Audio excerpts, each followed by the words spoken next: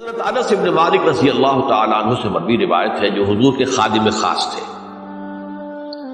اور یہ متفق علیہ بھی ہے، یعنی بخاری میں بھی ہے مسلم میں بھی ہے، لیکن تھوڑا سا فرق ہے الفاظ کا۔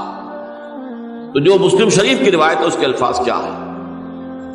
للہ اشد فرحا بتوبۃ عبدہ حین یتوب الیہ،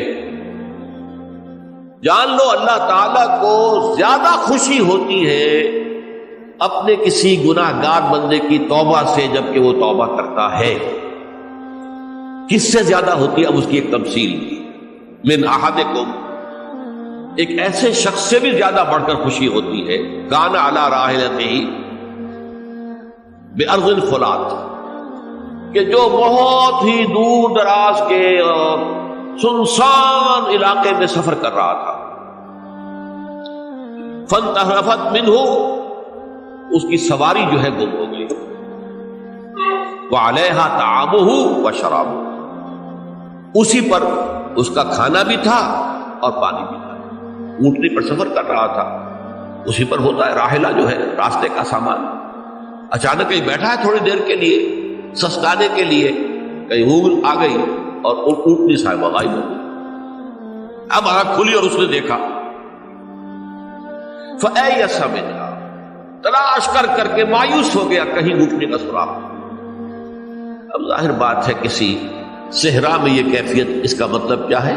یقینی موت۔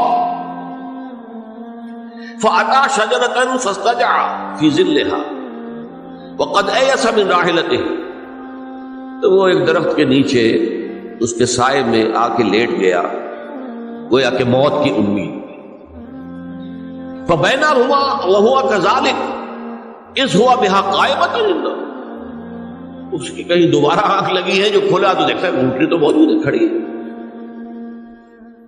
تو وہ فوراً اس کی وہ جو رسی ہے وہ پکڑتا ہے، وَأَخَذَ بِخِتَامِهَا ثُمَّ قَالَ مِن شِدَّةِ الْفَرْقِ، اب جو اسے مسرت ہوئی اس کا آپ اندازہ کر سکتے ہیں، ایک یقینی موت کا معاملہ آ چکا تھا، اور اچانک اللہ تعالیٰ نے وہ کھوئی ہوئی اونٹنی جو ہے وہ واپس دلا دی۔ تو وہ کہنا تو یہ چاہتا تھا، اللہ تو میرا رب ہے، میں تیرا بندہ ہوں، لیکن جسے ہم کہتے ہیں کہ خوشی کی انتہا فرط مسرت میں ایسی زبان لڑکھڑائی، اس نے کہا اللہم انت عبدی وانا ربک، اے اللہ تو میرا بندہ ہے، میں تیرا رب ہوں۔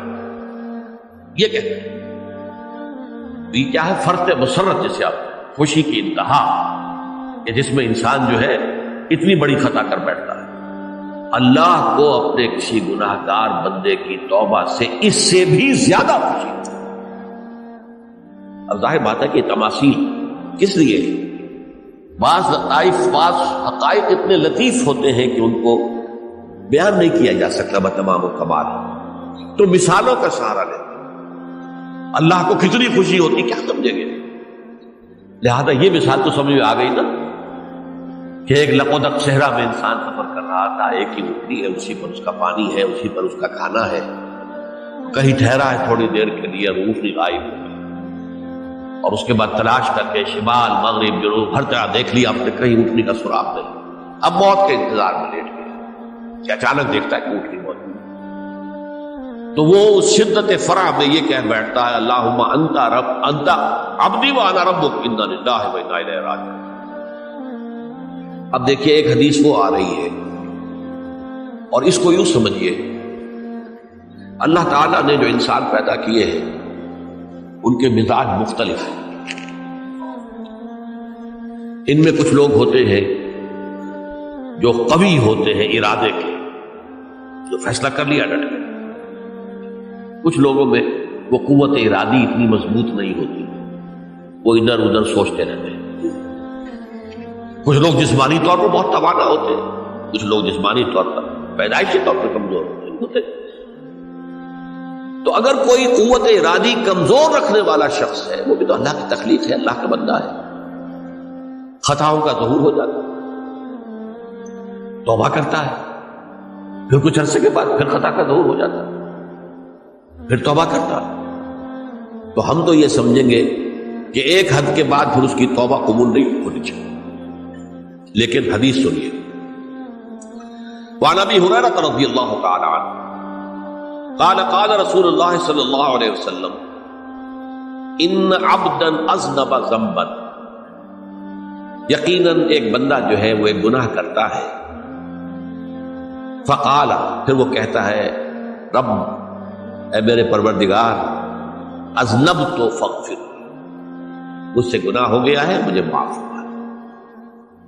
فقال ربہ، تو پروردگار یہ کہتا ہے اعلم عبدی ان لہ ربا یغفر الذنب ویأخذ بہ، میرا یہ بندہ یہ جانتا ہے کہ اس کا ایک رب ہے جو گناہ معاف بھی کر سکتا ہے اور سزا دے بھی سکتا ہے۔ کیا مانی ہوئی؟ گناہ اس نے کیا ہے لیکن جانتا ہے اللہ کو کہ وہ معاف بھی فرما سکتا ہے، تبھی تو وہ اللہ سے معافی کی درخواست کر رہا ہے۔ اس کے اس جاننے کی بنیاد پر، اس کے اس علم کی بنیاد پر، اس کے اس ایمان کی بنیاد پر فرمایا غفرت لعبدی، میں نے اپنے بندے کو معاف کر دیا۔ ثم مکث ما شاء اللہ، پھر وقت گزرا جتنا کہ اللہ نے چاہا۔ ثم اذنب ذنبا، پھر اس سے گناہ ہو گئے۔ فقال رب اذنبت ذنبا فاغفر، پھر کہتا ہے پروردگار مجھ سے گناہ ہو گیا، پھر مجھے معاف فرما دے۔ فقال ربہ، اللہ فرماتا ہے عالم عبدی ان لہ ربا یغفر الذنب ویأخذ بہ، میرا بندہ ہے نا جو جانتا ہے کہ اس کا ایک رب ہے، ایمان باللہ اس کے اندر ہے، تبھی تو پکار رہا ہے، اور یہ بھی جانتا ہے کہ وہ گناہ معاف بھی کر سکتا ہے اور چاہے تو پکڑ بھی سکتا ہے، سزا بھی دے سکتا ہے۔ تو فرمایا، اللہ تعالیٰ فرماتے ہیں میں نے فرمایا کہ میں نے معاف کر۔ ثم مکث ما شاء اللہ، پھر ایک عرصہ گزرا اس کے بعد۔ ثم اذنب ذنبا، پھر اس نے گناہ کیا۔ قال رب اذنبت ذنبا آخر، اس نے کہا پروردگار میں نے تو پھر ایک اور گناہ کر دیا، فاغفر لی، مجھے بخش دے۔ فقال اعلم عبدی ان لہ ربا یغفر الذنب ویأخذ بہ، میرا بندہ جانتا ہے نا کہ اس کا ایک رب ہے جسے وہ پکار رہا ہے، اور وہ جانتا ہے کہ اسے اختیار حاصل ہے کہ چاہے تو بخش دے اور چاہے تو پکڑ دے۔ اس کے اس علم، اس ایمان کی بنیاد پر میں نے اسے معاف کر دیا۔ ایک اور حدیث، میں نے چونکہ اس گفتگو کے لیے ان احادیث کا تفحص کیا ہے، یہ تو بہت ہیں حدیثیں، میں نے ان میں سے کچھ چنی ہے۔ ہمارے بعض واعظ ناصح وہ بھی کسی شخص کو روکتے رہے، برائیوں سے روکتے رہے، نہیں رکتا، تو کہیں غصے میں آ کے اللہ تجھے کبھی معاف نہیں کرے گا۔ یہ کتنا بڑا جرم ہے، اس کا اندازہ کیجئے اس حدیث سے۔ تو میرے بندے کو میری رحمت سے مایوس کر رہے ہیں، کتنا بڑا جرم ہے، اس کا اندازہ کیجئے۔ یہ مسلم شریف کی روایت ہے، عن جندب، حضرت جندب رضی اللہ تعالی عنہ سے، ان رسول اللہ صلی اللہ علیہ وسلم حدث، کہ اللہ کے رسول صلی اللہ علیہ وسلم نے ایک واقعہ بیان کیا، ان رجلا قال،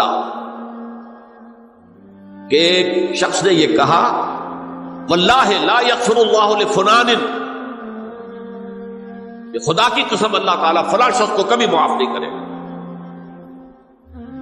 وَأَنَّ اللَّهَ تَعَالَى قَالَ، اس پر اللہ تعالیٰ نے یہ فرمایا، مَنْ ذَا الَّذِي يَتَعَالَّىٰ عَلَيَّ، یہ کون ہے جو میرے اوپر حکومت کرنے والا آ گیا، جو میری طرف سے حکم لگا رہا کہ میں کبھی معاف نہیں کروں گا۔ مَنْ ذَا الَّذِي، کون ہے وہ شخص، الَّذِي يَتَعَالَّىٰ عَلَيَّ اَنِّي لَا أَغْفِرُ لِفُلَانٍ، کہ میں فلاں شخص کو کبھی معاف نہیں کروں گا، قد غفرت لفلان، اس کو تو میں نے معاف کر دیا، وَأَحْبَطْتُ عَمَلَهُ، اس شخص کے تمام اعمال میں نے ضائع کر دیے کہ تم نے میرے بندے کو مایوس کیا۔ یہ ہے جرم کی انکار۔ تو توبہ کی دعوت دیتے رہو، توبہ کے لیے لوگوں کو آمادہ کرتے رہو۔ توبہ جو ہے اس کے لیے